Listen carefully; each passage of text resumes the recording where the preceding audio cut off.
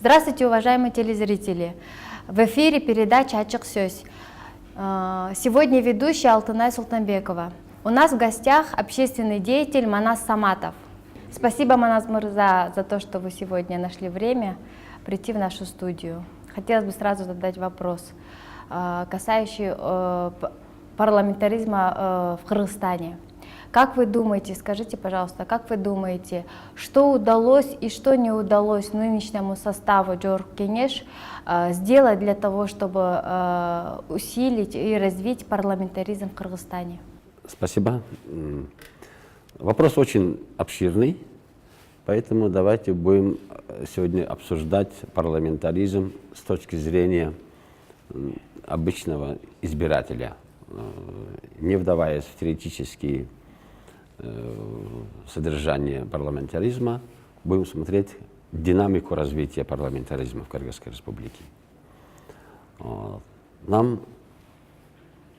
Мы идем к парламентаризму очень сложным путем.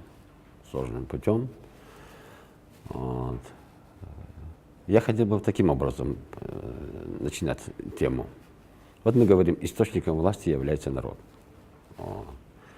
Парламентаризм – это наивысшая форма, когда государство управляется парламентом, опираясь тем самым или отражая тем самым желания и чаяния народа. Однако, как получается на самом деле в жизни? Сегодня, если проанализировать даже поверхностно то, что происходит в нашей стране, парламентаризм, утверждать, что парламентаризм окончательно победил и управляет государством, нельзя. Почему? Потому что над парламентом еще есть президентская власть.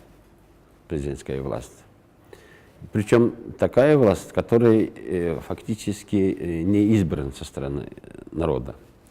Хоть сам президент избран всенародным голосованием, однако формирование президентского аппарата происходит по личному усмотрению самого президента. Получается в некоторой степени какое-то двоевластие в стране. Причем механизмы или традиции или развития государственного управления таковы, что в конечном счете побеждает президентская власть. Потому что иногда получается так, не иногда, а вообще получается так до сих пор, что формирует парламент также под зорким наблюдением аппарата президента. Получается, они зависимы не столько от народа, сколько от президентского аппарата. Если смотреть на эту проблему еще шире, то получается, его можно сравнивать, всю систему государственного управления можно сравнивать с советской системой управления, когда вся власть принадлежала КПСС. Центральный комитет, первый секретарь, и все, что они задумали, они спускались вниз. За любые решения, которые спускаются со стороны ЦК, значит, формально пропускается через парламент и затем превращается в директивы Совета Министров. Вот такое было. Фактически мы живем в той же системе, только названия другие. Поэтому в целом система государственного управления у нас буксует и не дает желаемых результатов. Но все-таки мы парламентская страна. У нас была революция, мы голосовали за новую конституцию, где провозгласили Кыргызстан парламентско-президентской страной. Все-таки у нас есть парламент. Как вы считаете, скажите, пожалуйста, что сделал нынешний состав Жорг Кеңеша и что не сделал? Формально, да. Мы объявили, что мы построили парламентскую республику. Формально. А на самом деле мы не достигли этого. Поэтому за 4 года действия этого парламентаризма и парламентской республики никаких реформ не было. То есть сама система является тормозом, фактором сдерживания развития. Эта система не позволяет осуществлять радикальные реформы в пользу развития экономики, в пользу развития демократии, в пользу того, чтобы осуществлять проекты, которые бы отвечали интересам народа. Вот. Мы проживаем таким образом фактически при президентском правлении. Чем он нежелательный и опасен? Получается, что все решения принимаются исходя из позиции или взглядов одного человека. Почему вот руководитель администрации президента всегда становится такой одиозной фигурой в нашей стране? Это было и при Акаеве, это было и при Бакиеве, то же самое имеет место и в настоящее время. То есть тот аппарат, который предрешает все, или как-то, как бы сказать, спускает готовые решения вниз, через тот же карманный парламент, через тот же, допустим, карманное правительство, все это сводит на нет саму идею парламентаризма. И его обессиливает, как говорится. Значит, вы хотите утвердить, что мы не имеем парламентской системы сейчас правления, да? То есть наши депутаты Тюркенеш абсолютно не работают и абсолютно ничего не сделали для того, чтобы парламентаризм прижился в Кыргызстане? Да. Вот смотрите, обратите внимание на сам факт работы, сам процесс или парламента. Там есть люди, которые так, свой голос, но их голос остается неуслышанным. В основном серая масса. Почему? Потому что вот формирование парламента это определенный прогресс по сравнению с тем, что было. Да, было меньше митингов, меньше недовольств после выборов. Партийная система формирования, допустим, парламента может быть и лучше, но, однако, как шло вот формирование списка, партийных списков, имели место, значит, бизнес-проекты, то есть создавались в срочном порядке партии, которые фактически были бизнес-проектами.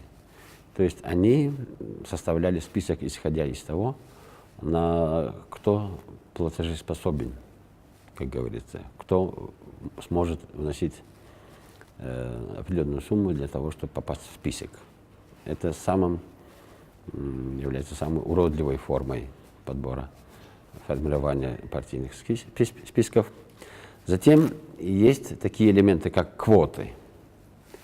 По существу у нас парламент должен формироваться не по признаку пола или по национальному признаку и так далее. Там должны сидеть те, кто смог бы вырабатывать, так сказать, законодательную основу жизни нашего общества. Я думаю, что это другая тема. Но скажите все-таки, есть ли плюсы в том, что мы парламентская страна? Какие-то плюсы? Все-таки да, мы показали все-таки, что Кыргызская республика может стать парламентской республикой. Парламентаризм, он более, как бы, вопреки ожиданиям или прогнозам некоторых внешних сил, мы показали, что, значит, сможем прожить в парламентской республике. И это является более приемлемой для нас, чем, скажем, когда действует диктат одного человека.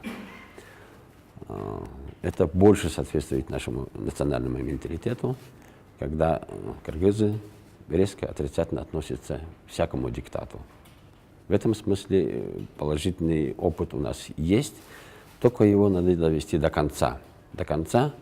Но обязательно надо, чтобы вот эта президентская власть, его как-то забрать у него те рычаги, посредством которого он фактически давит на парламент и сводит на нет его, так сказать, То есть вы хотите сказать, что это дело времени, да? То есть для того, чтобы парламентаризм до конца прижился в стране, ему нужно определенное время, нужны определенные процессы, чтобы оно как бы переросло в более качественный, да, скажем, уровень. И напоследок последний вопрос. Какие ваши вот личные пожелания для того, чтобы этот процесс ускорился, для того, чтобы мы, наверное, больше как бы поверили в парламентаризм, для того, у нас грядет на следующий год уже выборы в Джоркинеш, то есть, может быть, у вас есть какие-то пожелания для нового состава Джоркинеш, для того, чтобы они сделали, чтобы они сделали вклад, или что они должны сделать для того, чтобы народ поверил в конце концов то, что парламентская система правления для Кыргызстана, она преимущественна. Этот процесс очень сложный, в нем должны участвовать все стороны. И депутаты, и народ, прежде всего, и сам президент. Было бы идеальным, если президент страны осознает это, и к следующему сроку, допустим, появлению парламентских выборов, он сам предложит такой механизм, чтобы урезать полномочия президента и всю полноту власти передать парламенту, как говорится. С тем, чтобы... Чем он отличается, парламентаризм?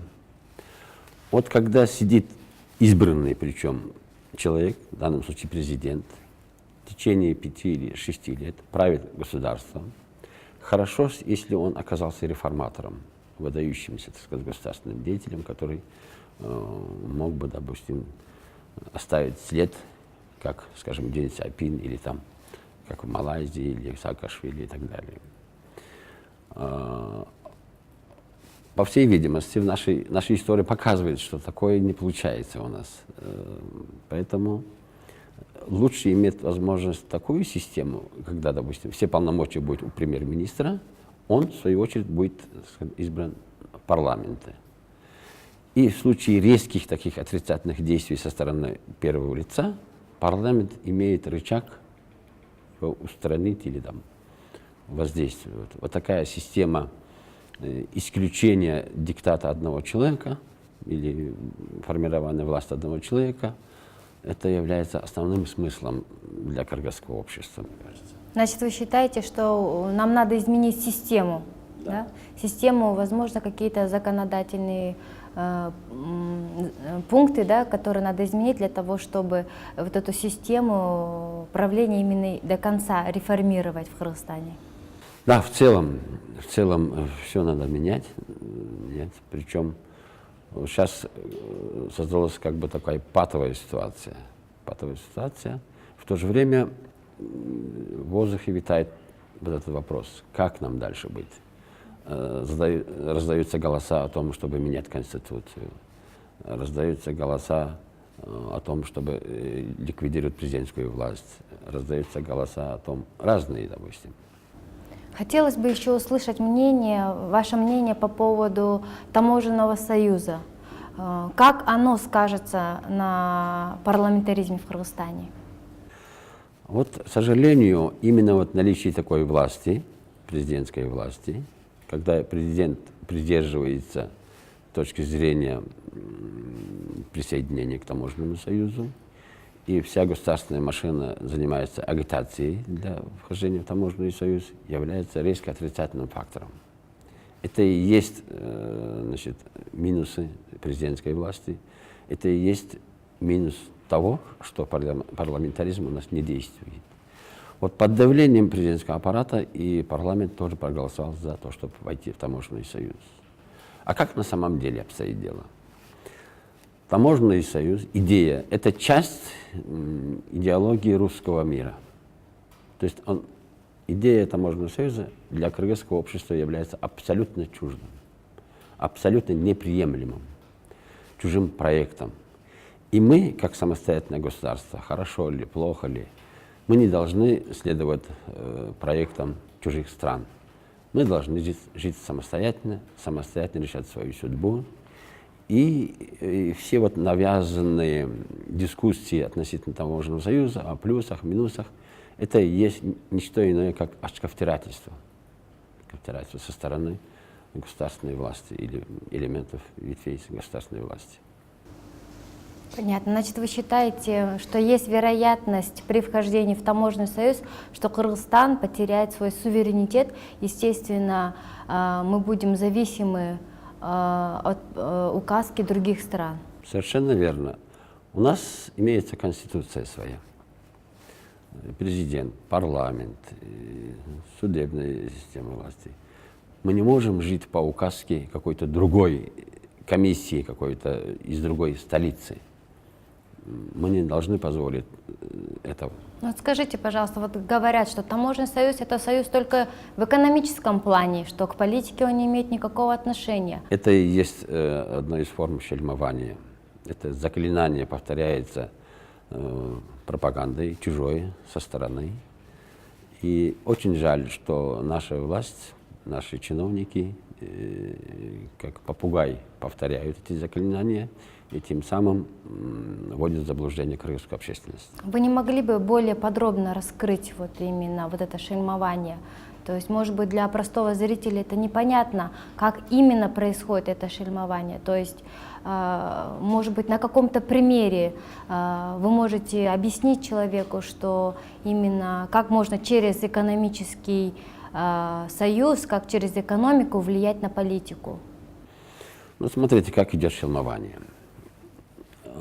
Государственные средства массовой информации, телевидение, радио, плюс интернет-ресурсы, финансируемые с чужой стороной, они совместно ведут работу. А вот голос простого гражданина, тех людей, которые осознают, что это очень опасный шаг, он не услышан, остается неуслышанным. У них нет ресурсов, хотя многие наши интеллигенция, академический круг, молодежь осознают, что это очень опасный шаг, нам нельзя ни в коем разе в таможенный союз вступать, он остается неуслышанным. Мало того, государственная машина объявляет их врагами народа, агентами Америки и так далее. То есть тут идет настоящая информационная война. И ресурсы не одинаковые, и тем не менее мы должны бороться за то, чтобы как можно больше широкий круг людей осознавали истинные цели того, что имеют в виду пропагандисты таможенного союза. Большое спасибо за сегодняшний ваш визит, за то, что вы уделили время и раскрыли тему парламентаризма в Кыргызстане. Я думаю, что мы еще с вами увидимся. До следующих встреч. Спасибо большое за внимание.